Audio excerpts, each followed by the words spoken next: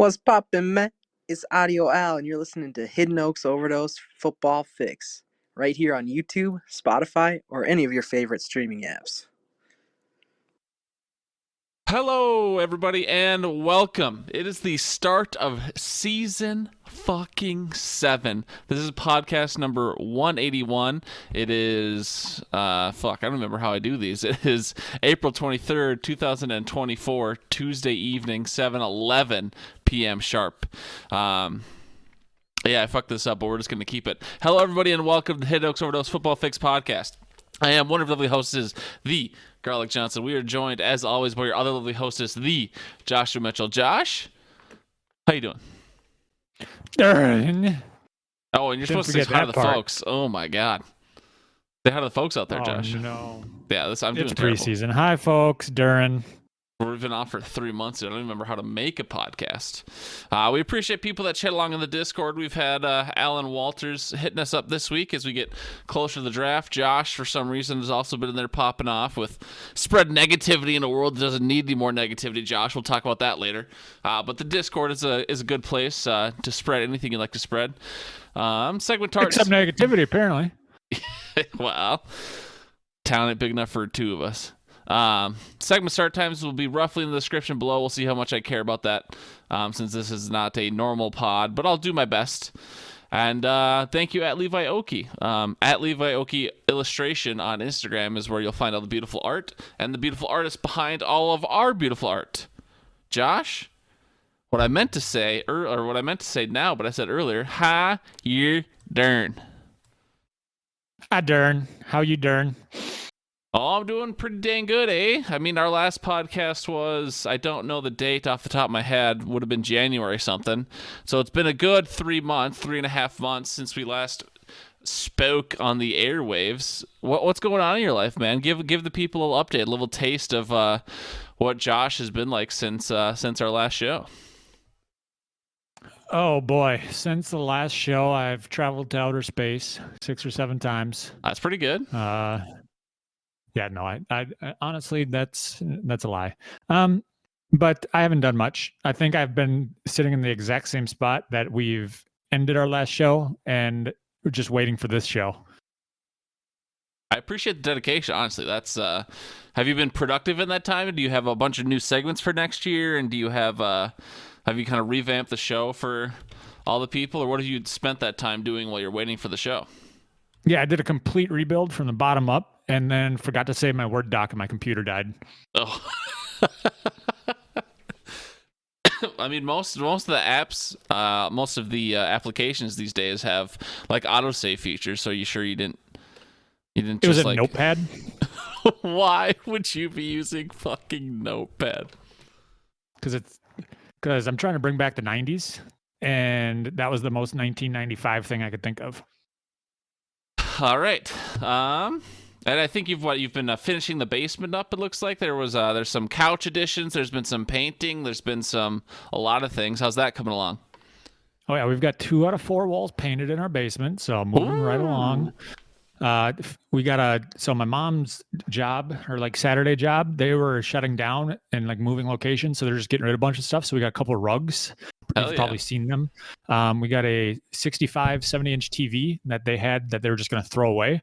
I don't know. We're going to find out whether or not it is usable, because it is one of those ones where it's like a lobby TV. So I don't know if it's going to have like, I don't know if it's going to be like Las Vegas and we're just going to have advertisements pop up whenever we turn it on. It's not like an actual TV. So we'll find that out. But either way, I can connect the Xbox to it. So we'll get it to work somehow. Hell yeah. But it is also like a 90-pound TV, because it's not a flat screen. It's a flattish screen. Flat adjacent.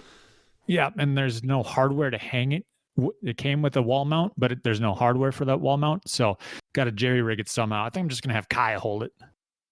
No, I think Kai is up to the task. Yep. And then, tore his ACL. So that's fun. So for the folks that don't know, pets typically don't get pet insurance unless you're a crazy human being that wants to spend like $50-something a month for the potential for an injury and then still have a deductible to pay on top of it. We did not do that. So had to sell a lot of kidneys. kidneys. Sold all 3 of mine. Jesus. To help fund that. Turns out I got robbed. The guy gave me the wrong account information. So instead of transferring his money to me, he just transferred just a bunch of used Dogecoin. I don't know how that worked, but it happened. Used Dogecoin. Yeah. Tried to open it, it just said Dogecoin. And then it had in parentheses used. So whatever. Interesting. Okay. Al, yes, the Timberwolves are definitely playing, and so go blue. I don't know what's their chant. Is it ball and then the clap, ball, clap. I don't believe so. Speaking of, we are also the Hidden Oaks Overdose basketball blitz tonight, and at the end of the first quarter, we have Minnesota Timberwolves up 24-21 against the Phoenix Suns. So shout out to the Timberwolves. They're currently winning right now. They're already up 1 game in the series, and at the end of the first quarter, like I said, they're up by 3. Just had a crazy little back and forth at the end of the quarter, but we won't be the basketball blitz too much tonight, but we'll have various updates throughout the show. Anywho, anything else you'd like to update the people on in your life, Josh? Otherwise, I got a little bit, then we'll get going into actual football stuff. Nope, Gar, it's all up to you, bud. All up to me, yay. Okay, so since January, I sat in my basement a lot. That was definitely if there was a leaderboard, that's definitely what I spent the most amount of time doing, without question. Much more recently, I've turned 30. I have my ears pierced now. I bought a robot vacuum. I don't know. Those feel like the big life events, I guess, in a depressing way. Still extremely single. Saving up for a gold chain. So if people want to donate to the show, you'll be going directly to Garlic's Gold Chain Fund. Because everyone knows I steal all the money from this podcast from Josh. He'll never see a fucking penny. It all goes right to my mega mansion. Sorry, Josh, you have to find out this way. But so if you'd like to donate to the Gold Chain Fund, you know my Venmo by now. Otherwise, yeah, my life's pretty chill at the moment. I don't have a house to finish. I don't have a child. I don't have a wife or anything, a girlfriend, so things are pretty chill. The Daniel Tosh podcast is very good. I watch that religiously every week. That's maybe one of the most exciting things I've done since January. But yeah, that's it. That's me in a nutshell. We've got softball coming up, Josh. I am genuinely happy about softball. It's bringing portions of the hood back together, of course. People like Jesse and Jimmy and Nate and them can't play because they're up in Duluth or surrounding Duluth areas. But I am happy that Megan joined the team this year. You and I have been out there practicing with Coach Brad. Kyle's even out there. I don't know. I'm happy softball is keeping the hood somewhat together, and we start that this upcoming Sunday. Yeah, General Grass himself is captain. Yeah, we did lose Nikita on the team, unfortunately, but I did nominate her to be all-time snack lady. So I hope you guys should be doing well enough for yourself at this point. Hope you guys have a budget for snacks, team snacks every week. Yeah, it's going to be the leftover Honest juice boxes from Asher's second birthday party back in October. The sugar-free apple water drink. Hey, free is free, buddy. I'll take it. I don't care what it is. All right, and then for a snack, expired mayonnaise packets from the garbage of Subway. What do you think? How many calories do you think are in a mayonnaise packet? Oh, depends on the mayonnaise. Is it like Hellman's mayo? Hellman's, yeah. I'm not going for Miracle Whip. Absolutely not. Well, that's not mayo. That's nonsense. Yeah. But Hellman's mayo, I think it's like 60 to 90 calories in a packet. No, that's not bad. Yeah. I don't know. Just eat 20 of those in a day and you're set. Anyway, then you probably crap out that much calories too, because it's just going to slide right through. Genius. All right, should we actually start talking about football, Josh, or do we want to rant about bullshit for a while longer? Yeah, let's talk. All right, Josh, let's get into it. Free agency. This is where the Vikings have won all of their Super Bowls of the past 65 years or however long we've been a franchise. And, it never translates to the football season, but free agency and the draft, we win our Super Bowls all the time. But let's talk Except about for that 1 year. Yeah, there's been a couple questionable years. But let's talk about the Packers first, Josh. Free agency obviously came and went in March. We used to do a little bit of recording, or we used to do things, but we're just like, people don't listen enough the way it is. Let's just go ahead and record one by the draft. So how many things have happened for the Packers since free agency? Who'd you guys gain? Who'd you guys lose? Was there a lot of turnover, or was it just a small couple incidental pieces? How do we feel about the Packers going into the draft? What has happened up until this point? Do you feel good or bad? Let us know. We lost a few offensive linemen, Josh Neiman and John Runyon.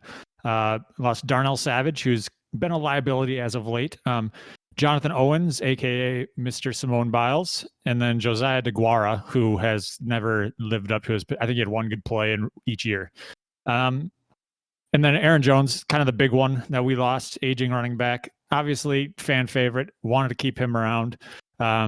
As long as he doesn't go to Minnesota, I'm okay with it. But the big thing, we re-signed Keyshawn Nixon. We let AJ Dillon explore free agency, only to come running back home since he realized I'm the mayor of Door County. I can't go nowhere. And then we signed two big name players, I guess. Joshy Jacobs, kind of a younger running back. He is most likely going to be a combo of that AJ Dillon and Aaron Jones. Did you say AJ Dillon? Yeah, that's how I've been saying his name for like years now.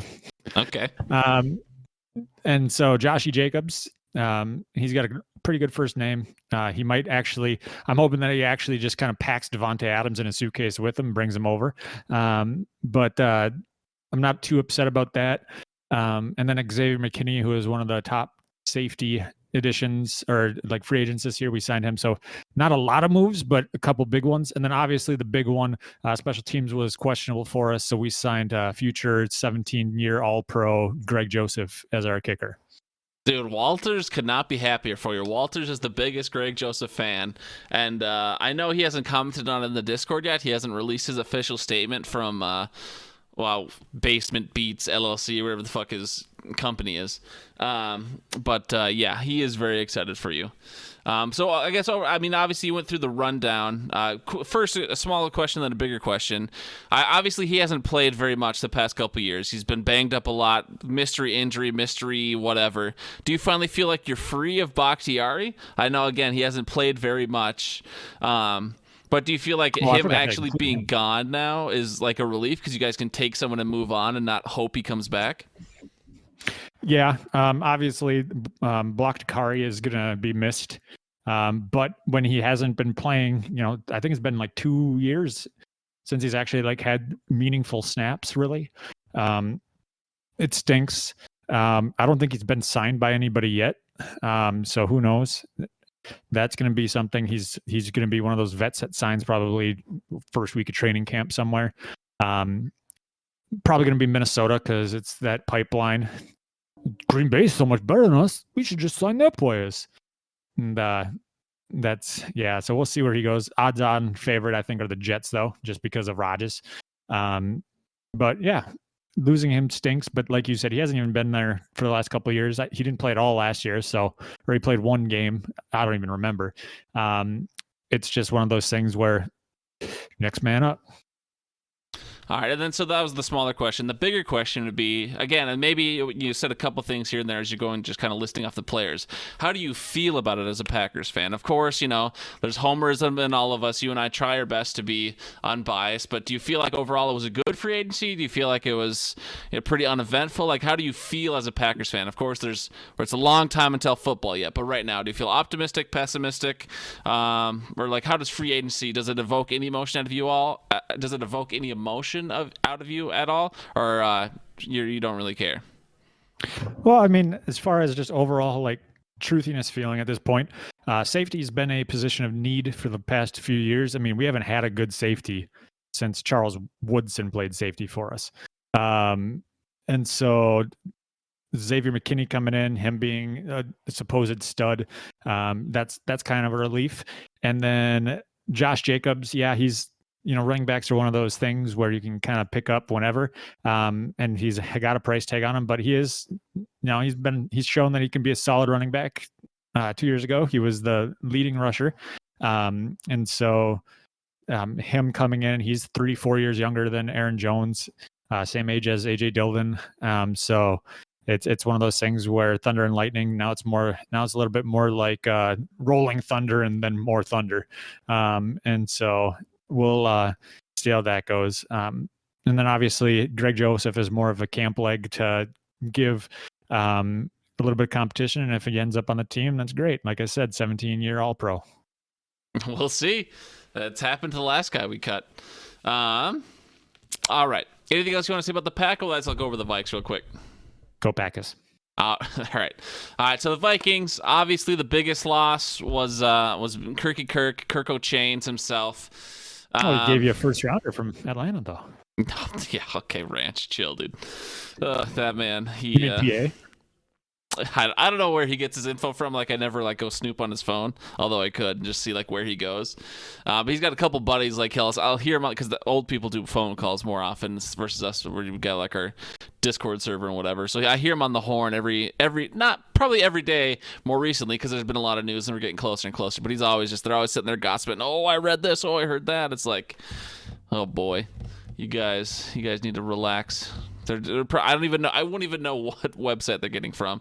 It's probably, I know PA and some mainstream guys have been, floating things like that, like Florio, but they won't be going to Florio. They'd be going to Skull Purple Kool-Aid, Randy Moss 1998.com or some bullshit, like the most obscure blog. I'm sure that's where they're getting their news. Anyways. Kirko Chains is the biggest loss for the Vikes. And honestly, obviously I was, I try and keep all things as balanced as I can. And because Kirk always got so much fucking hate, I found myself defending Kirk most of the time. And now that he's gone, I don't hate the guy, but I definitely don't feel the need to defend him anymore. I was much more sad when Zimmer left than I was when Kirk left. Kirk was always a business guy. He was always going to be a business guy. Atlanta offered more dollars. He wanted more dollars, so that's where he went. He brought us stability in a time where we hadn't had stability at the quarterback position for a long time, so I will always thank Kirk for that. I do think he has enough talent to win a Super Bowl. I'm not here to try and throw shade at Kirk. I think we could have won with him if things had, bounced our way a little bit better at times, maybe better coaching, this or that. You could argue a million things. I think he is good enough. I think he's above the threshold. But he's gone, and we're moving on, and that's the way it is. I'm not nearly as sad as, like I said, when Zimmer was fired. We also lost to Neil Hunter. That's obviously a tough one. He was a homegrown beauty. Jordan Hicks as of late. Marcus Davenport barely did anything. DJ Wanham, KJ Osborne, Greg Joseph, Alexander Madison. A bunch of smaller names we lost. But so there's a lot of turnover in the Vikings this year. Huge turnover. For all the losses, we gained Aaron Jones, we gained Jonathan Bullard, we gained Jonathan Grenard, and Andrew Van Ginkel, and Blaine Cashman, Sam Darnold, a.k.a. The Darnold. If people love Donald Trump parodies, just go on Reddit and go look up The Darnold. It's a great subreddit full of hilariousness, and I can't wait for him to be a starting quarterback all year and to see what that sub looks like. But a lot of defensive siding for the Vikings. And pretty much everyone assumes we'll be addressing quarterback in the draft as well. But we'll talk about the draft in a bit. Overall, like I said, a lot of turnover and definitely the change of an era. We are full force in the Kwesi and KOC era now, the Camcock, if you will. And yeah, I don't know. It's we'll see. We'll see if this is pretty much the make or break draft for Kwesi. He has to hit on that quarterback. He has to hit on some ancillary pieces. And we'll see what happens, but and then KOC's got to coach him up. But it's just an interesting time to be a Vikings fan, and I can't fully describe how I feel yet. But Kirk's gone; it's a new era. This year, I'm assuming, is more of a tank year than anything. I think Darnold's going to start all year, and we're just going to kind of hope and wait and see. So would they do that with this being technically Jefferson's last year on contract? Is it technically his last year? We already had him for this is his fifth year. Well, I guess the 5th year option. I don't know. I don't know. Do wide receivers get picked up for their 5th year option? It feels like they always get re-signed before that. I feel pretty confident the Vikings picked up his 5th year option already. I could be wrong. I'm just pulling that out of my ass, but I'm pretty sure we already picked that up because it's a team option, not a player option. Of course, he could just sit out or whatever if he didn't want to show up or play, but Yeah, I mean, I think the quarterback position is one of the most interesting things with the JJ situation. To your point, it's obviously Kirk was the vast majority of all JJ's stats. Of course, JJ is massively talented. He did okay this year after Kirk was gone, and once he was healthy again, he obviously got banged up this year as well. But yeah, I've always kind of held that I think JJ wants rings more than he wants money. And so as much money as we try to throw at him, if our quarterback position is shit, I do think JJ could leave. Hopefully we could trade him and get, a shit ton for him. But that's not always how those things go. But yeah, I definitely think the quarterback position is a huge deciding factor in what JJ does. Yeah, he's an unrestricted free agent in 2025. There you go. We could always tag him, right? That's how the teams try and have control. But those are speculations for another time. I do think the quarterback is huge in what JJ decides to do for the future, right? So we'll see. Do you obviously, Josh? I don't have nearly as many Packers thoughts as you would have Vikings thoughts because you live within the home territory. Anything you've seen or heard that you love or hate of the Vikings this year? Since we have mostly Vikings listeners. I mean, I hate that you guys signed Aaron Jones. I do know, just because he's that locker room guy, and I love Aaron Jones, but it's not a big thing. I mean, yeah, you guys rehauled everything, and so it is very annoying to hear all of the, I'm gonna buy my complimentary Super Bowl ring in July here. It's annoying to hear that. I don't necessarily listen to much of the home radio. I do listen to the McAfee show more than anything. So I don't get all of the homer takes, but every once in a while, since I do live in Minnesota and I follow Green Bay Reddit and I follow NFL, the Algo has me in there with the Minnesota Vikings and other Chicago Bears and Detroit Lions. So it'll pop up as everything every once in a while. And so that's where I found out that Range definitely was listening to PA, because it says per PA on the mic via K fan. Oh my gosh, I can't talk. A pick swap of Atlanta's number 8 for Minnesota's number 23 is on my radar. I'm telling you right now, if the Vikings can prove what you did compromise our ability to negotiate or work with him, this will be unprecedented. Yeah, PA's lost the plot, dude. There's no shot. Yeah. Anyways. But and I mean, we've talked a little bit about it. I do think it would be stupid to do that. A pick swap, it would be the 6th and the 7th round of next year's draft. So, all of the hopefuls, the hopiums, and all of that fun stuff, they can keep doing that if they want. But odds are it's going to come up, and you're going to see a whole bunch of salty people on Reddit and a whole bunch of people going, "I'm surprised they even gave us that." So, yeah, right. Yeah, it's interesting. Appreciate your Vikings thoughts. We will move on here. We've had the new coaches bit in our draft pod for years now, and so I just kept with the tradition. But this I'll preempt this just by saying I feel, similar to some of the free agent signings, I feel I only really know half the guys we signed. So many of those names are a mystery to me, and similar to so many, I only recognize half these coaches' names. I feel more disconnected from football than I have in many years past. I don't know if that's a thing a lot of people feel. Maybe it's just part of getting older. Maybe some people are just more tuned in than I am. But obviously, we all know Jim Harbaugh, new coach of the Chargers. That's been the huge news. And there's 8 new coaches in the NFL this year, and I'd be surprised if people could name more than 4 of them. Mike McDonald is now the coach of the Seahawks. Don't really know who that guy is. Dave. He has a farm. Old McDonald had a farm, that's true, but that guy's been 36. He's not old.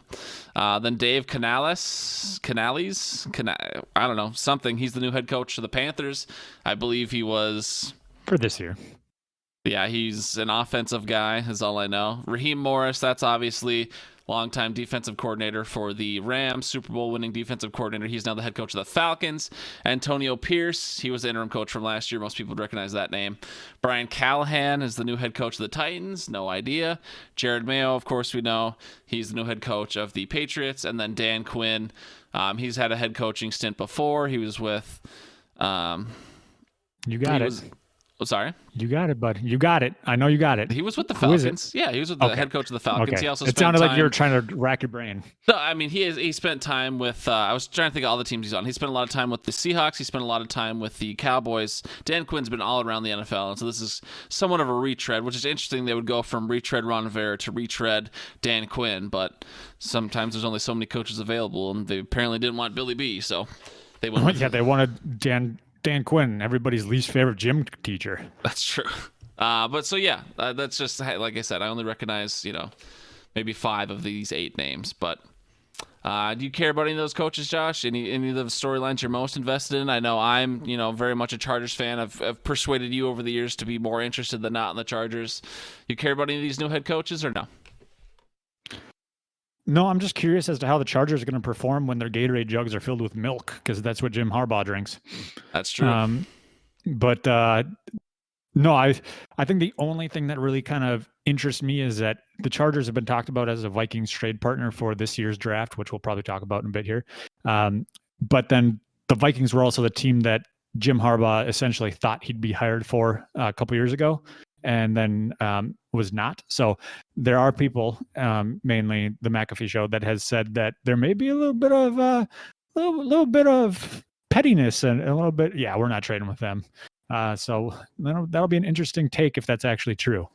That's always possible. They're never, most of that was quiet. Of course, we know we interviewed him. We know he was here, and then we went with KOC instead of Harbaugh. But, there's only been rumors. Like, I don't think Harbaugh's ever addressed it that directly. He's probably just said, I interviewed, they went another direction, yada, yada, yada. So it'd be interesting if that ever comes out in a book or something someday, or if, someone does an interview of how that went down. Because it did seem more shadowy than not of how everything unfolded there. But it's all speculation, really. So that could be true. Maybe we'll find out, that'll be a pivotal detail in what happens on Thursday. But all right, Josh, as we move on here in between segments, we'll talk about our pre-draft thoughts in a second here, but we'll go back to being the Hidden Oaks Overdose Basketball Blitz for just a second. With 4 minutes and 15 seconds left in the second quarter, the Phoenix Suns are now up 46-40. This looks like a very chippy game. Right now, the court is filled with people. I'm not sure what's happening, so I can't listen to the game. Maybe it's some sort of timeout or there's some sort of foul or something, but the game looks like it's getting spicy and chippy, and the T-Wolves are down at home. This is not good. But all right, back to the football fix. Josh, pre-draft thoughts. So we've been doing our draft speculation for a while now. Again, this is our 7th. We are starting our 7th season as a podcast. We've been doing this shit since 2018. You see I have linked there the 2023 draft, and I don't think we talk about it much, in the off season because most of our podcasting is done in the fall. Let's go ahead and open that up, and let's talk about how we did last year, Josh. So when we start here and we go through our full round 1 mock, let's let the people know. Let's give them our grain of salt, as is tradition for the show. How did you and I do last year? Well, we both got the first one right. Woo! And then after that, I got the third one right, and I got the rest wrong. But you got quite a few actually right. You didn't necessarily finish doing the draft. So I sure didn't. And then as far as like position takes based on the pick, because obviously, you never know who's going to trade up and grab something. But as far as a team taking a certain position, I did okay on that. It looks like about a 50%. And so, yeah, I mean, it's hard to say as far as how accurate he drafted. And so that's kind of part of the fun. But yeah. Yeah, I was, because I opened this up today as well when I was looking at it. I felt pretty good. Obviously, Will Anderson did end up going to the Texans as well. So, it should be another point for me, but it was in the wrong position, so I understand why I don't get it. But I was pretty proud seeing all this green over here. Got JSN right, got Luke Van Ness right. I felt pretty good. And so what I was sad that I couldn't do is that I have no idea what I did last year. I said my quarter-ass opinion. I know this was all truthiness, but I don't remember what, if any, sort of prep I did, so I don't know what I could do to recreate it, and that makes me sad. But yeah, that's just the way it is. So I wish I could recreate that, because I guarantee I'll do worse this year is what I'm all driving up to say. But overall, you feel like we did about a 50-50 job predicting at least the position, if not the exact player from last year? Yeah, I mean, that's kind of, yeah, because it's hard to say, hard to guess, the actual player, because then you got guys like Billy B coming out and taking Cole Strange in the first round with his 4th-round draft grade. That wasn't last year, but that was a couple years ago. So I do know that I did pick some players based on their names, and so that's why Osiris Torrance was probably picked based on. Dude, some people got some cool ass names. Like, we'll get into it, but there's a guy going in the first round on Thursday. His first name is Kool-Aid, dude. Yep, I know, Gar. I know. And then there's a Lad McConkey, and yeah, it's amazing.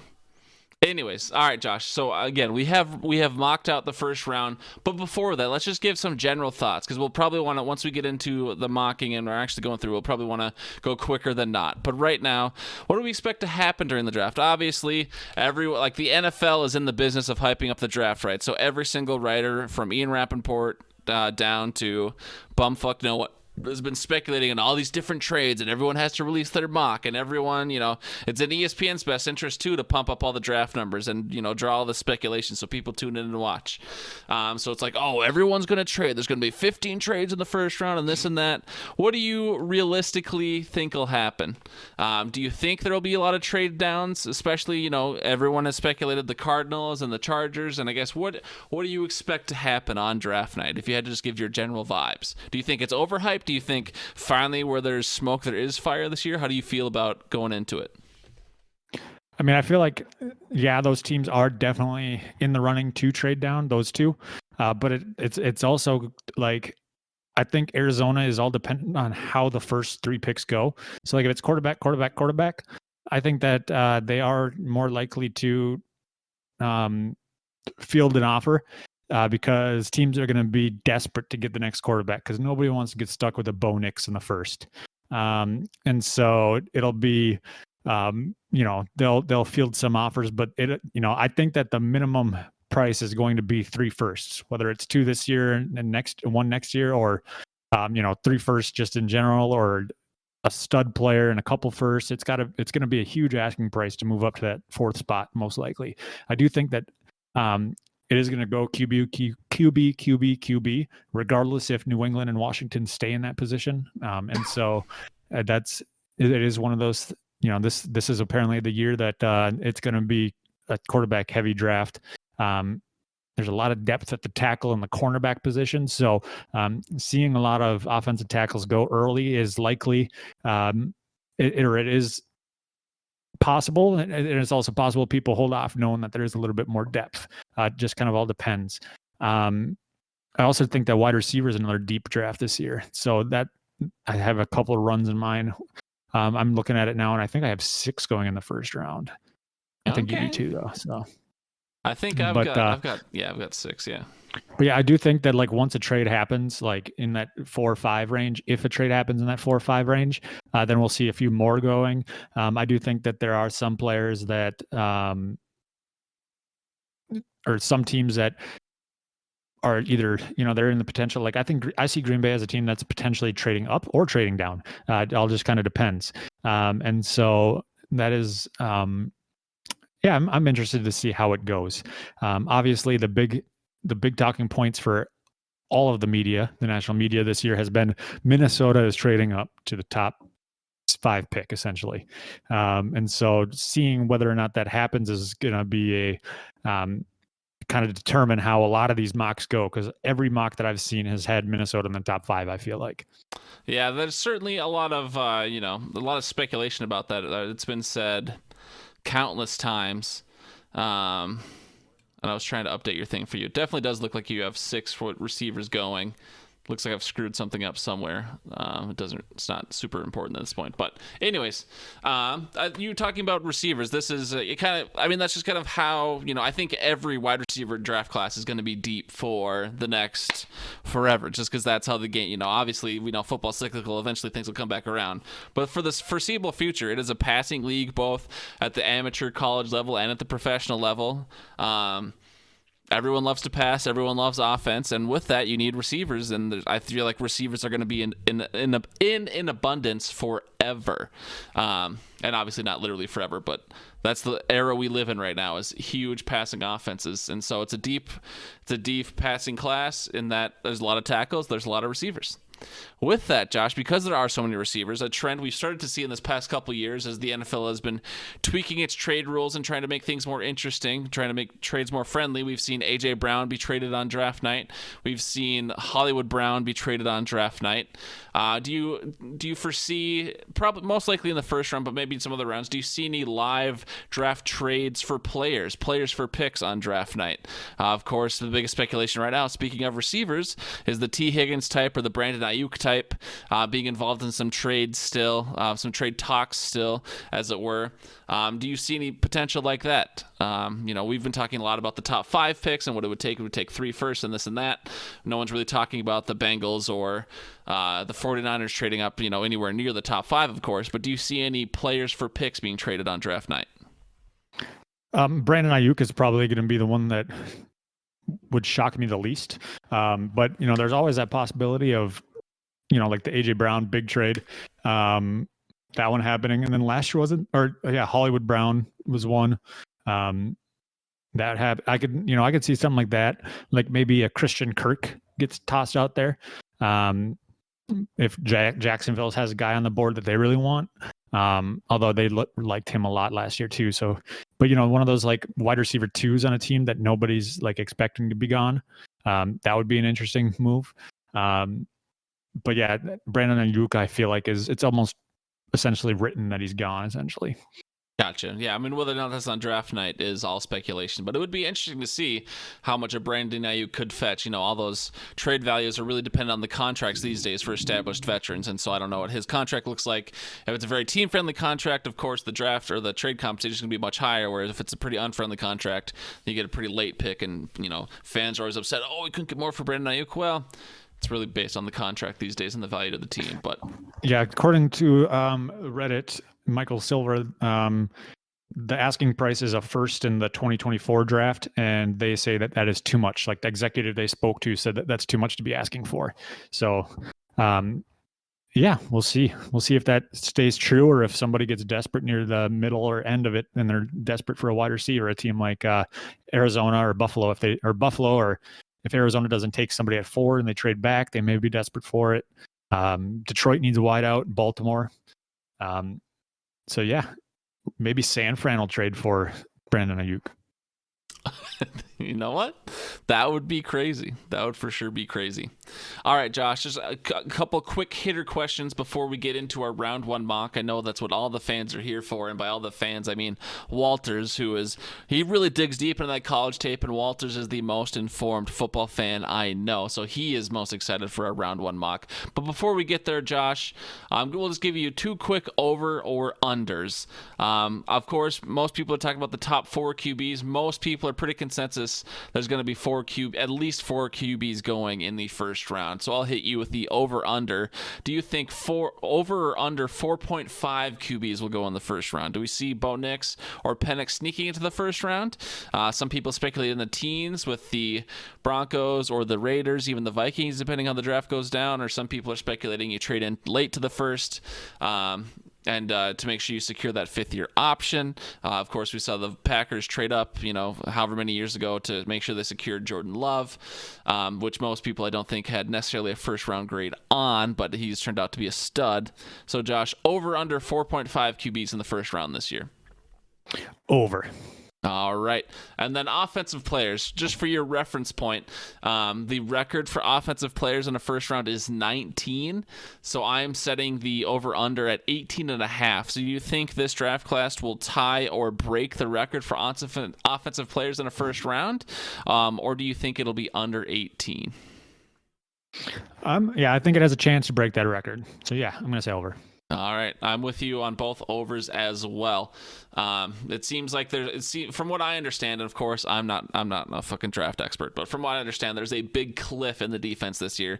So I feel like there's the top 10 or so guys, and then it gets pretty rough pretty quickly after that for defense, has been what I've heard from the so-called experts. So I think teams will make sure they get their top guys. Then after that, they'd much rather, take some higher tier players in the offense. So I'm with you there. All right, Josh, without further ado, should we go ahead and mock out the round one here? Yeah. All right, and so where did you come up with? So before we officially start, it looks like you came up. I don't know if you gamed this out, if you found this on Reddit, but you have an official scoring system this year. We didn't have anything quite so official ever before, and so I'm hoping if this goes well for you and I, we can turn this into like a group betting thing for the Discord and the little Hidden Oaks community, because I do the playoff brackets and we obviously do fantasy football. If we can start getting people into the draft, I could see this as a game we play with everyone in the coming years. So again, did you come up with this, or where'd you find it, and what's the system? Break it down. I kind of came up with it, yeah. So like I stole pieces of it from one and then added it to another. But the essential breakdown is if you get the player and the pick right, that's 4 points. If you get the player and the team right, that's 4 more points. If you get the team and the position, that's 2. And if you get the pick position, that's 2. So example 1, if you predict Chicago to pick Caleb Williams at 1 and he is drafted by Chicago at 1, you get 12 points. 4 for predicting the player and the pick taken, 4 for him going to the specific team, 2 for the position match, and then 2 for the pick number matching. Example 2, you predict the Chargers to take Marvin Harrison Jr. at 5 and they take Malik Neighbors at 5. You get 4. 2 for the team drafting the position of the player predicted and 2 for the position being drafted at the pick predicted. So other examples, like if they trade back and then they still get Marvin Harrison, but it's like pick 7, you would get never mind. It would still be 4. It's okay. I mean, but obviously... yeah, so we'll see how it is. It's it's a different thing because I felt like we should be able to put numbers on it, and yeah. Yeah, obviously you want to value accuracy, and I think it's very similar to the playoff bracket I do every year. Like I don't sit there and write down the rules every year. I don't think half the people even realize I have a point scoring system involved in the NFL playoff bracket thing I do every year. But it's like essentially everyone's just trying to do their best. There's no way you're going to try and game it and be like, oh, if I get these picks right but not these picks right, I'll get this amount of points and maybe I'll win. No, you're just trying to do the best you can. So really just go through the first round, predict the best you can with the team and the position of the player. And the points only really matter if 2 people are really, really close, right? So it's like, I imagine if someone really nails the draft between you or I, or maybe we get Walters or Al to play or something, if someone really nails the draft, they're going to win hands down. And the scoring system doesn't really matter just because they're so accurate. The points only really matter when it's really close. So don't get caught up. If you're listening and you're thinking about participating, don't get caught up on the point system and the scoring. I appreciate Josh for putting it together, but really it's like you're just trying to predict the best first round you can. It's not that material unless we're all really close. So with that, Josh, are you ready? Yeah. All right, Josh, we'll just go. We'll go every other, starting with you since you're on the left of the sheet here, and we'll just go obviously the pick number, the team. It looks like I'll just say this now because it doesn't look like really anyone predicted trades between the two of us. I guess I have one in there, so we're pretty much just at least how we have mocked it out. We're not really mocking trades. Is that correct, or do I just not see yours? Yeah, no, I didn't mock any trades in mine just because it's like. I saw one scoring system where if you predict the trade, you get like 20 points for it. And I was like, that's cool if you could predict a trade, but I'm not going to take the time to figure it all out. So I do think that there'll be trades. I mean, I'm thinking, 4 or 5 is probably a safe number to guess, if not more. 4 or 5 trades? Yeah. Damn. Okay. Mainly towards the end. I think, isn't that kind of like, there's usually 4 or something like that. But yeah, so starting off, I think the obvious choice for a lot of experts, including us, because we are an expert, we have a podcast, Caleb Williams. 7-seasoned podcast, let the record show. Yeah. Oh, again, yeah. So I also have Caleb Williams going 1 to the Bears. Obviously, that's a slam dunk for everybody. You also have expert 1 written here. Do you want to reveal who the expert is? Or should we read off their pick just as a reference point, or should we just go you and I here? I see you put it in, so I'm not sure what your intent was. Well, I did notice that I had quite a few match up with this expert. So I'm not sure if I want to reveal that it's Mel Kiper or not. But was it Mad Mel or Real Mel? Real Mel. Oh, Josh, you idiot. Yep. But yeah. Right, I only put it in there because I wanted to make fun of him. All right. So we'll just go you and I, and then if people really want Mad Mel's, we can release it or they can just Google it for themselves. Anyways, Josh, second round, we'll go snake right here. Washington, you, I, and the expert all agree. Jaden Daniels, a lot of people are going back and forth with Jaden Daniels or Drake May. I think the Washington Commanders are going to take Jaden Daniels. Despite the Top Golf controversy, who cares about all that shit? It's a bunch of smoke screen season, as they've been saying on the Pat show for a while. I think Jaden Daniels is going 2 to Washington. Yeah. 3, another overlap for everybody. Drake May, quarterback, New England. I do think that they have a thing for the whites at quarterback, and I think that they're going to stick with it. Even with Billy B out of town, you think Jared Mayo's still going to go with the whites? We all know Robert Kraft is pulling the strings. All right. In the fourth round here, Josh, you and I both have Marvin Harrison Jr. going to the Cardinals. Pretty boring first 4 picks. I almost put in Malik Neighbors here just because I thought, well, maybe they want, because Marvin Harrison is just the most well-rounded. Malik Neighbors might have, if he has one trait over Marvin Harrison, it's that burst, it's that initial acceleration. I thought maybe they'd just want, with Kyler Murray, they might value a speedy guy just a little bit more. But Marvin Harrison Jr. has the potential to be a generational talent, so I assume that's why you and I both put him as the first wide receiver off the board going to Arizona. Yep. Yeah, and I had him going to Arizona, but I also, if I were to mock a trade, one of them would have been the Chargers moving up to grab him. But moving up that one spot, I don't know if they'd be willing to give up that much.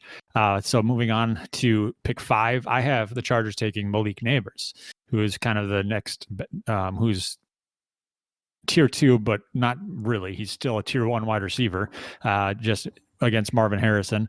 I have the Chargers taking them after they lost 2 of their top guys. They need a wide receiver. So 2 wide receivers in the top 5 is probably more rare than, the 3 quarterbacks in the top 5 as well. So it's an interesting start. Gar, who did you have?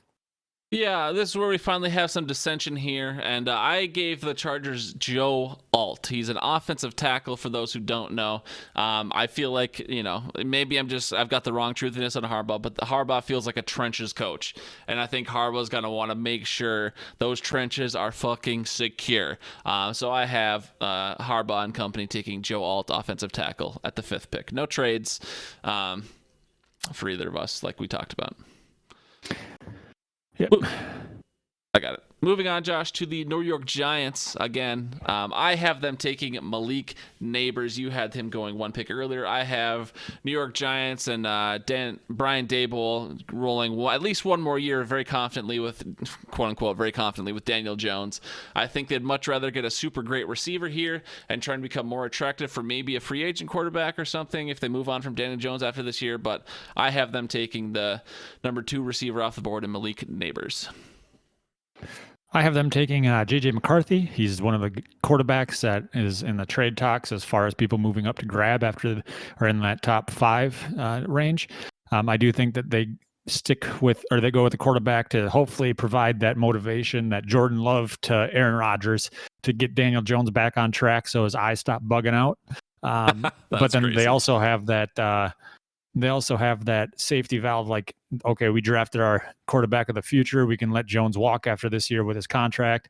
And then, hopefully, because I do think that they have the feeling like if Jones performs mediocrely, they're not going to be a high enough draft pick to get a guy next year anyways. So they're going to have to get somebody this year to either ride the pine or provide that, comfort for the future. Next, I have Tennessee. I have them taking an offensive tackle, Joe Alt. So a couple picks after you had him go. Just, kind of the consensus number 1 tackle right now. Yep, and I also have them going tackle. I think the Tennessee Titans are going to take, I guarantee I'm going to butcher this name, Talise Fuaga. No idea how to pronounce that name accurately, but more than welcome to put it in the chat if people aren't familiar with this prospect. But because Joe Alt was already gone, Tennessee Titans, they are in desperate need of a tackle, so I'm giving them the 2nd tackle off the board. Moving on to number 8 at Atlanta, Josh. The Atlanta Kirkos now. I have them taking Dallas Turner. He's an edge rusher. I think technically a linebacker, but I didn't feel the need to differentiate between D-end or OLB or whatever. I don't really care what system they're running. He's there to be an edge rusher. I think Atlanta has been boosting that offense for quite some time. They've got Drake London. They've got Bijan Robinson. They've got Kyle Pitts. They now have Kirk Cousins. It's finally time for them to address the other side of the ball. I have them taking Dallas Turner as the best defensive player in the draft class. I agreed. I put Dallas Turner as well. I think that they need to bolster up that defense because they have been focusing on offense. They have a quarterback that can kind of cover some of the blemishes they have on that offense, which might be like a wide receiver 2 position, but they have a lot of skilled players. So yeah, they should focus on that defensive side of the ball. Moving on, we got Chicago with their second pick. Having addressed quarterback in the first pick, I have them taking Rome Odunze, wide receiver. He's kind of one of those, I guess he's a speedy guy. And so I think that I'm trying to think, who do they even have as a wide receiver? DJ Moore. Keenan Allen. Oh yeah, they did just sign Darnell Mooney. I think still. No, he's gone. I don't think. No, he's gone. But they do have. Oh yeah, they have Tyler Scott. Oh wow, big name. Yep, Scott Stotts. But yeah, I have them taking Rome. And that's going to be that influence from that algo that on my that algorithm on my Reddit, because that popped up. The Chicago Bears subreddit says if Rome is available at pick 9 and we don't take him, we riot. And so yeah. Yeah, who doesn't love a good armchair GM? Most people have Rome going here at pick 9, and this is maybe call this a truthiness pick, Gar's intuition, whatever you want to call it. I think that Chicago should feel pretty secure in their offense for now. I had them going defense as well, just like the Falcons did. I have them taking Jared Verse or Verse, not sure what his last name is or how it's pronounced, but another edge rusher. It's pronounced taco. Yeah. I think that team is going to want some defensive studs as well, and so why not plant your flag? You're going to get your quarterback of the future. You're going to want your leader of the defense of the future right there as well. They just got Jalen Carter last year, I want to say, or whoever. They got a big defensive tackle last year, and so why not keep beefing up that line with Jared Verse. Moving on to Sweat. What's that? Didn't they trade for Sweat? Maybe that's what it is. Jalen Carter, I think, went to the Eagles. I'm getting my players mixed up. Doesn't matter. They got a big time defensive tackle last year, so now they're getting an edge rusher this year. Is my point. Moving on to pick number 10 with the New York Jets. I have them going tackle as well. It's a tackle deep class. This is my third tackle off the board already. Another name I'll butcher. This is Troy. Got it great on the first name. Troy Fatuna. Fatuna? Wow. Fatunu. Excuse me. I have them taking a tackle as well. A lot of people. Actually, I'll let you say your pick, and then I'll say what I was going to say. But I have them taking a tackle. Got to keep Rodgers upright. I had them taking Brock Bowers, tight end. He is essentially a second tackle. He's another weapon for the Rodgers, and so I do think that he made a visit, and Rodgers was really impressed with him. And New York is going to want to keep Rodgers around for a little bit longer before his Minnesota stint. So I do think Brock Bowers is their guy. Yeah, and before you move on, I just want to say I shouldn't say almost everyone. A lot of people have Brock Bowers going here just because of that need for the New York Jets is a little bit higher than most teams. What I find interesting is that I think if Brock Bowers doesn't go here at pick 10, I think Brock Bowers could fall quite a bit. And it's not his fault. That doesn't make him any less talented. It's just based on team needs and who comes up and this and that, and teams having much bigger needs. So I think if Brock Bowers doesn't go here at 10, I think Brock Bowers could easily fall into the 20s, which is a very interesting draft day for him. That's all I wanted to say. I think that's just an interesting pivot point in the draft to see what the Jets do and how that will severely impact Brock Bowers' draft pick. But you go ahead. I think he would go to someone like Seattle just a couple picks later. It's possible. It's possible. Because don't they only have Noah Fant? I'm not sure off the top of my head. I'll be honest. Okay. Moving on, Minnesota. This is going to be a pick that I had actually said this in the Discord before I actually did my mock, and I said that they'll take a corner, and that's who I have them taking, Quinion Mitchell, who's the top corner in this draft. It's a position of need. They only added one in free agency, and I think they only had 0 on the roster last year. Whoa, dude, disrespectful to fucking Byron Murphy, dude. Who? You make me sick. Didn't Jordan Love throw for 700 yards on that guy? I really don't know. But yeah, so I had them taking Quinion Mitchell, kind of shoring up that pass defense on their side of the ball. They focused on the pass rush. Now they got the pass defense, mainly because they're, they saw the quarterbacks going early. They're not going to pull a Ponder 2.0, reach for somebody that they don't necessarily love, and then they will hold off on that. Yeah, I mean, I think it's definitely possible. I think as your mock breaks down, if the 4 quarterbacks go before the Vikings get to pick, I definitely think this first pick, if it's not a trade back, I definitely think Kwesi could trade back here at 11. I think it will be a defensive player. Anyways, I have on how my mock fell out, I do have J.J. McCarthy falling to 11. I'm not saying this is going to happen. I'm just saying if J.J. McCarthy is there at 11 and the Vikings are picking at 11, they for sure are going to slam dunk on J.J. McCarthy. I don't think he's worth trading up for personally, but if he's there, we will take him without question. To take a little bit more time on the Minnesota pick, just like with you, Josh, I think if J.J. McCarthy is gone by here, I think the Vikings might opt for Byron Murphy instead. He's the top defensive tackle in the draft. I think we would go there instead of cornerback, though I do think cornerback is definitely potential. But I, again, who knows how the draft's going to fall out, but I don't think Kwesi would be afraid to trade back here either, and accumulate a couple more picks if all the top 4 quarterbacks are gone by 11. It's very interesting, and it's interesting because moving on to Denver also needs a quarterback. So there's all these different considerations. Would they reach? Would they not reach? Who knows? But I have, based on my mock draft, the number 12 pick, the Denver Broncos are going to take Terrion Arnold. He is a cornerback. He is my first cornerback off the board, and that's what I have Denver doing. They are not going to reach on a Penix or a Nix. They're going to bolster up that defense. Yep, I have them taking Terrion Arnold as well, bolstering that defense. They have so many needs that taking a quarterback isn't setting that quarterback up for success at all. So if it's a guy like Penix or Nix that needs that development time, that's not going to be a pretty sight. And so they'd be thinking that he's a bust right out the gate anyways. Plus, didn't they just trade for Zach Wilson. Mr. Wilson? Yep. So they already got their quarterback of the future. Zach Wilson was the 2nd overall pick a couple years ago. Come on. But I do think that with all of their needs, they're going to take a cornerback here, just to start shoring up some of that, and then maybe 2 years from now they'll have the 1st overall and be able to get Arch Manning. Moving on to Las Vegas, another team that technically they say they need a quarterback, but we all know they don't because they've got the Minshew himself along with the minuscule mustached Aiden O'Connell.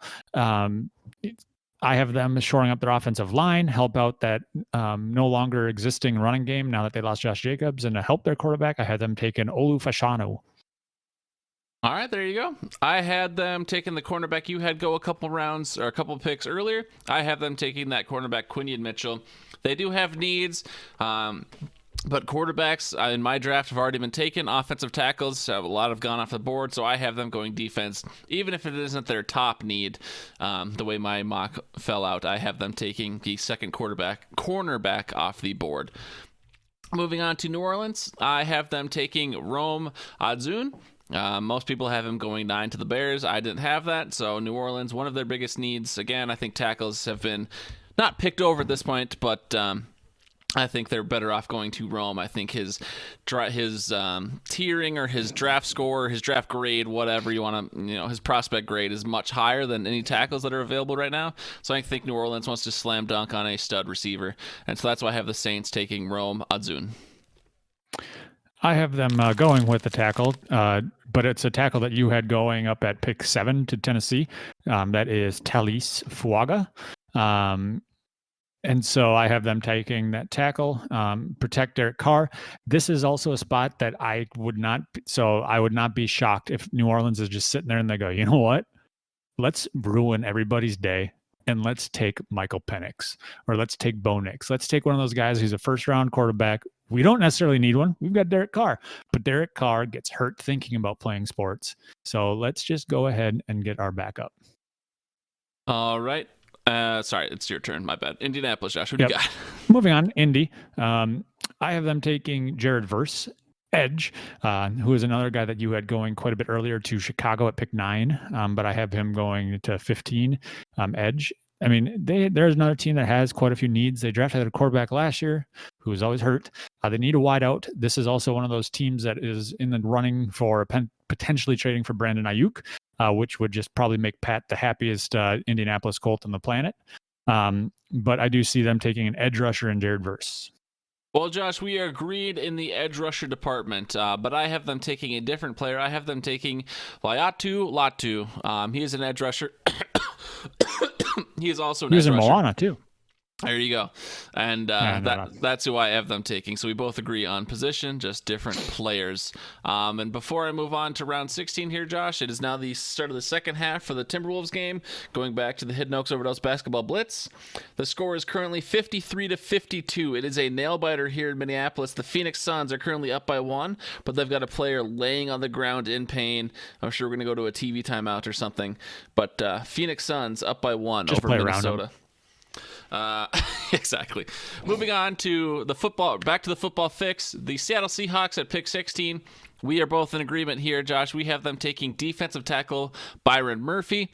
This guy is, without question, the best defensive tackle in the draft class. It's not quite a run-to-the-podium pick just because there are many talented players in this class. But if your team has a need on the DL, this is a sprint-to-the-podium pick because this guy is just that talented. That's why we both agree on Byron Murphy. I don't know if you have any additional thoughts. Nope. Moving on to pick 17, Jacksonville. They are a team that could use a wide receiver after losing... oh my gosh, I'm drawing a blank. He was on my team last year. I'm drawing a blank. What's that? Who did they just lose for wideout? Was Calvin Ridley, Christian Kirk? Yeah, there we go. Calvin Ridley. Wow. I could not think of Calvin Ridley. They lost Calvin Ridley, but I have them taking Cooper DeJean, the very confusing position player. Probably thought he was playing safety all of his life. The first white quarterback in 50 years. 35 years. Yeah. Cooper DeJean. He's one of those guys that kind of sticks out with his athletic ability. And so him being available there, that being a position of need, I do think that they take him because he would be, I think he's better than whatever wide receivers would technically still be available at this point. Yeah, I definitely agree with what you're saying. I definitely, I got later in the rounds here, I'm like, teams can go a lot of places since it's not quite the blue chip anymore. We're definitely at the second, third, fourth of any given position at this point. I did have Jacksonville going with a receiver. I'm giving them Brian Thomas Jr. I appreciate him having a very simple name to pronounce. Because this next name I'm going to butcher so bad. But Jacksonville, I have taken a receiver, like you said, to kind of replace some of that offensive production. That's a team that had kind of found their groove a bit, and I think they want to continue the trend and see what Doug Peterson can keep doing down in Jacksonville. So I have them keeping that offense stout. Moving on, Josh, to the Cincinnati Bengals. This is another team that I've seen people speculate this could be where Brock Bowers falls to. No one would really say they need a tight end because it seems like Zach Taylor goes out of his way to draw out the tight end of any offensive plays. They've never had a good tight end in the Zach Taylor era. But I have them taking Olumoyawa Fashanu. He is an offensive tackle, and that's all I'm going to say. Cincinnati needs help on their O-line. I have them taking a tackle. Josh, who do you I had him going for? to Vegas. Yeah, I just put Olu. I'm not gonna. Yeah, I had them taking an offensive tackle as well. Probably Olu's cousin, Troy Fatanu. Fat tuna, dude. Come on. Yeah, fat tuna. I don't know what's up with all these Samoan or Hawaiian there's players. a lot of big polys out there, dude. The polys are good football players. But I have them taking offensive tackle, position need, injured quarterback. It kind of lines up right there. That being said, if T. Higgins gets moved, they may take a wide out at that point. But I going back to that, it's more of a position of need in a premier position as opposed to where wide receivers, you could just throw throw a dart at a bunch of names and probably come out with a potential Pro Bowler like Green Bay does. Moving on to pick 19, Los Angeles Rams. This is one that everybody, or I saw something on Reddit that said that Sean McVay is really wanting to draft an offensive player because it would be his first round pick in 15 years or whatever. I don't even know if he was out of diapers in 15 years ago, but I have them taking an edge rusher, Laiatu Latu, offensive linebacker, just to get Sean McVay's offensive player in there. Offensive linebacker. So yeah, offensive. I have them going with edge. They're a team with plenty of needs as well, and so that's kind of what I just went with the edge guy. All right. Yeah, I think I've seen some Bo Nix ties to the Rams here. So that's always possible. Who knows what that offense is doing? But I have the Rams also going defense. I also have them taking a guy out on the edge. I have them taking a very offensive linebacker, Chop Robinson, which is a great fucking name for a guy who's on the edge. He's probably throwing some chops down on those offensive linemen. Chop Robinson. That's great branding, great marketing potential for whatever team he ends up on. Chop Robinson. I have going to the Rams at 19. Moving on to pick number 20, Josh. Pittsburgh was in 20 just a couple years ago, I remember, when they took Pickett. This time they'll be taking a guy for the offensive line. They will be taking J.C. Latham. I'll go with Latham. But yeah, Pittsburgh, they need to keep whoever's going to be quarterback after Kenny Pickett. Or no, they have Russell Wilson now. What am I saying? They need to keep Russell Wilson protected so they could watch him maybe have a resurgence, maybe fail spectacularly. We'll find out. But I've got J.C. Latham going to the Pittsburgh Steelers. Me too. Moving on to pick 21, I have interior offensive lineman Graham Barton. He's an interior offensive lineman. That team needs help in a lot of different places after losing everybody. But yeah, I had them shoring up the inside. And this, I went completely off the record, or not. I went complete truthiness here is what I meant to say for 21 in Miami. I'm giving them Brock Bowers. They don't need him. I don't even know if they'd want him, but it just seems like something that organization would do. It seems like almost like a Jackie Moon, let's get tropical type move. I did watch Semi-Pro recently, so I have Miami just going all offense all the time, and they're taking Brock Bowers at 21 for me. Moving on to pick 22, Josh, we're going for the Fly Eagles Fly, the Philadelphia Jalen Hurtses. I have that white lightning cornerback going here. Cooper DeJean, he is going to Philly in my mock draft at 22.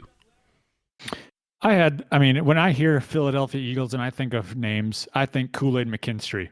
It's literally no other. Yes, it's position need. They need a corner. Yes, he's probably the next best available as far as the tiered or the rankings go. But it's as if if fate said, Kool-Aid, Philadelphia consumes more of you than any other city in the National Football League. You're going to Philly. Next up, Minnesota on the clock again, having ignored their quarterback in the first, or with their first pick. I have them. Oh my gosh, my computer fell asleep, and I don't even remember. Oh yeah, it's Michael Penix. But I have them taking Michael Penix. Yes, he had injury concerns, but no, it's been 2 years of full-time play.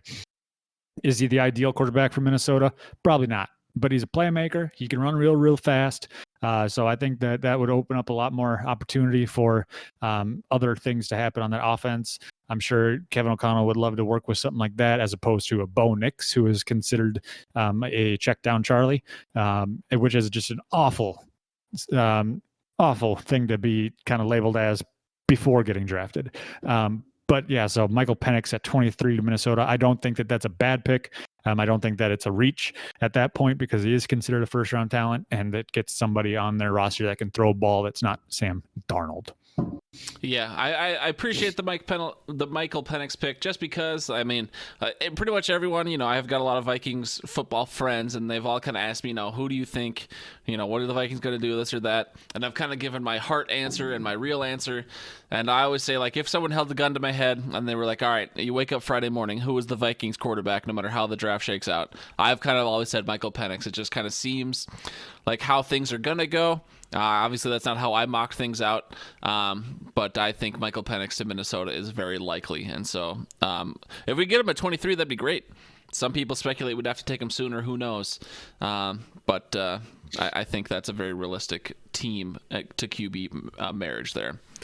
I have the Vikings taking a guard instead because in my mock draft, we took J.J. McCarthy at 11. Of course, we have defensive needs, but cornerbacks are kind of picked over at this point, and no one can get close to that Byron Murphy draft grade. So I have us taking a guard, shoring up that O-line. We've got Darrisaw and O'Neal. Those are our two best linemen on the outside. We need to start shoring up that inside. So I have Graham Barton going 23 to Minnesota.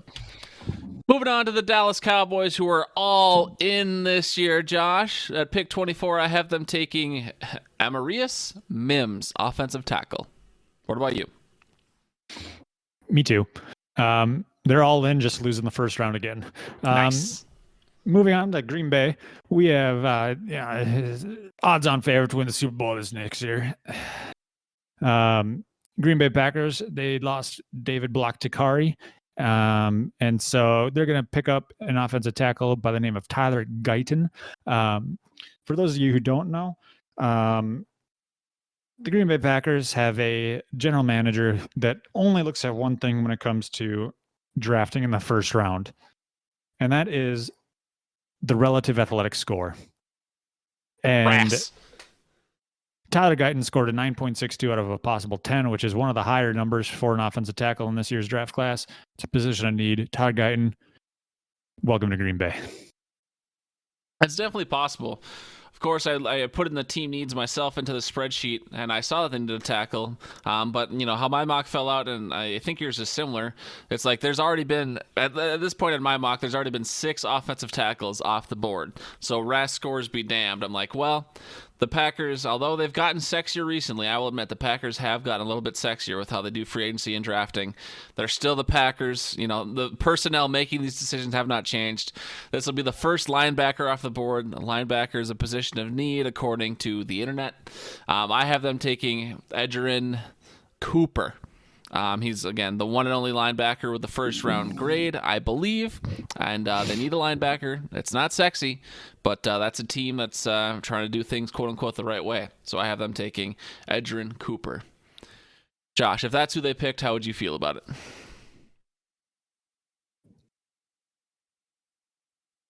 I don't care. All right. Welcome to Green Bay, Edgerrin Cooper. Moving on to 26, Tampa Bay. I have them taking that cornerback. This is a team with a lot of needs, but they're the Tampa Bay Buccaneers, and they need to make that defense a little bit better. I have them taking Kool-Aid, who went a little bit earlier for you. Kool-Aid McChristy, welcome to Tampa Bay. I agree that they are going to go with the defensive side of the ball. They do have more needs on that side. I have them taking Chop Robinson. Asher used to I thought this was going to be Asher's favorite player because Asher would walk around the house doing karate chops and going chop. And so I figured Chop Robinson was just a guaranteed favorite player of his, offensive linebacker. So after the draft, no matter what team he goes to, are you going to buy Asher a Chop Robinson jersey? No. All right. Moving on to Arizona, their second pick of the draft. I have them taking somebody by the name of Jerzon Newton,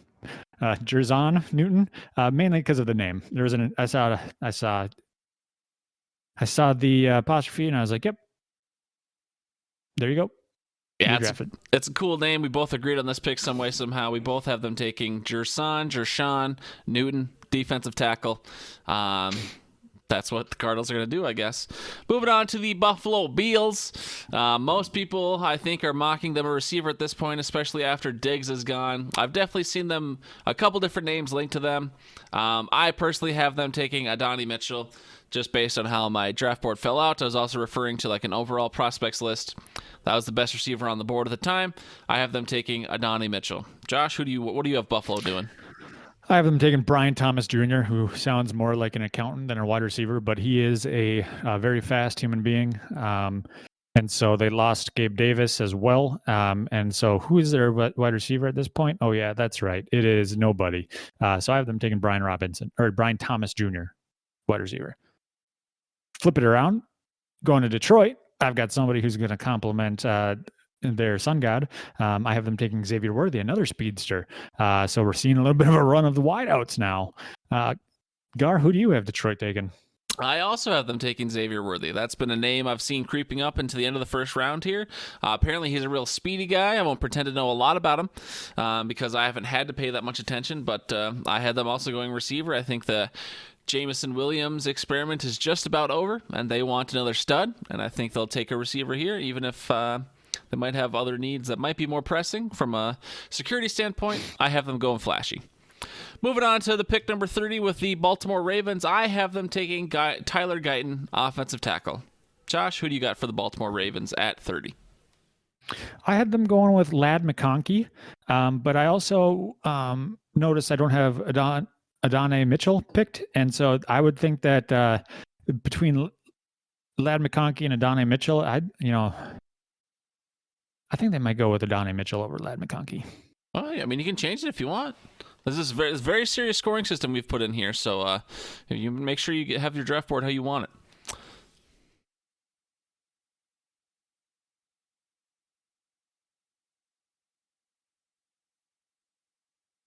I'm going to say Ladd McConkey because I like Ladd McConkey. That's what I'm going to say, Ladd McConkey. Okay. What do you have next, Josh? San Fran, I have them drafting Jordan Morgan. So I believe it would be the 8th offensive tackle off the board on my draft. But I just think that they have Trent Williams, but he's 95 years old.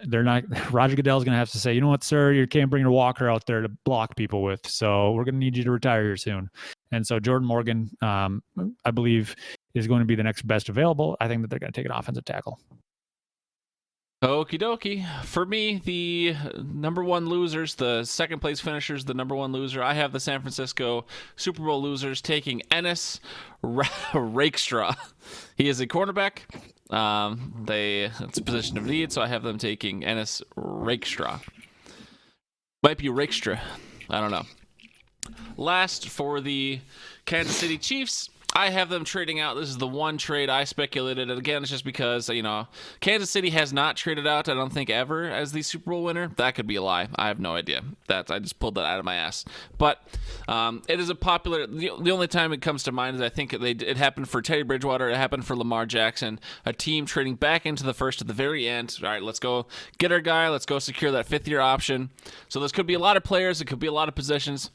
I personally have, and originally I had either the Denver Broncos or the Las Vegas Raiders doing this, but I don't think Kansas City will trade in division like that. So I have the New York Giants trading back into the first round to take Michael Penix Jr. He was my 5th and final QB off the board, and so Kansas City trades to the New York Giants and takes Michael Penix Jr. Josh, what do you got the Chiefs doing to end the first round? I had them taking an edge player, but then I was like, you know what? Rashee Rice, he's a speedster. We all know it. On and off the field. So they're going to go ahead and get another speedster and Adonai Mitchell, wide receiver. Just another toy for Andy Reid and Patrick Mahomes. They need a wide receiver. They got rid of all their receivers. Not that you could call them that with how many drops they had, but Adonai Mitchell rounds out my first round with this as the 7th wide receiver off the board because why not? I feel it. I love it. And so, Josh, that ends our mock. I think we've kind of, I don't know where the time went. I think we've both have realized we've sat here longer than we probably planned to. So just a couple concluding thoughts out of me. I probably meant to say this before the mock started, but I mean, people get very excited. Obviously, draft season, there's a lot of hype. This first round is going to be 50-50 people at best. And I think, if there's, the top 6 QBs, probably 4 or 5 of them are going to be busts. Now, obviously, it depends on how you define bust and this and that. But the draft is a crapshoot, and even for the first rounders, obviously every team's always going to expect their first round player to be that blue chip. This is our guy. We used our first round pick on him. He has to be great. That's just unfortunately not how the cookie crumbles at the end of the day. A lot of these players are going to be busts. So for all the fans out there, I would just say temper expectations the best you can. Don't get so hyped to then let yourself get so low later. It's nice to be excited, but just be realistic excited if you can. Again, going back to the quarterbacks, Vikings are going for one. There's, I'd say, a 50 to 75% chance whoever the Vikings get will bust. And that's just how it goes, and that's unfortunate and it's sad. Of course, we have to try. Of course, you have to take the chance. I'm not saying the Vikings should not take a quarterback because the bust rate is high for any position, but let's just not set ourselves up for failure, people. It's exciting, but let's just not go crazy with it is all I have to say.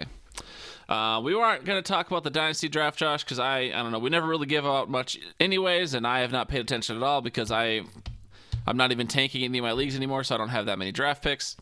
Could have fooled me. Fuck you. And the BSB might be dead. I don't know. Eric's has been MIA pretty much for quite some time, so who knows. Anyways, Josh, I love you so much. Unless there's anything you want to say, which I doubt there is, we will go ahead and just get the hell out of here. I appreciate you sitting here chatting.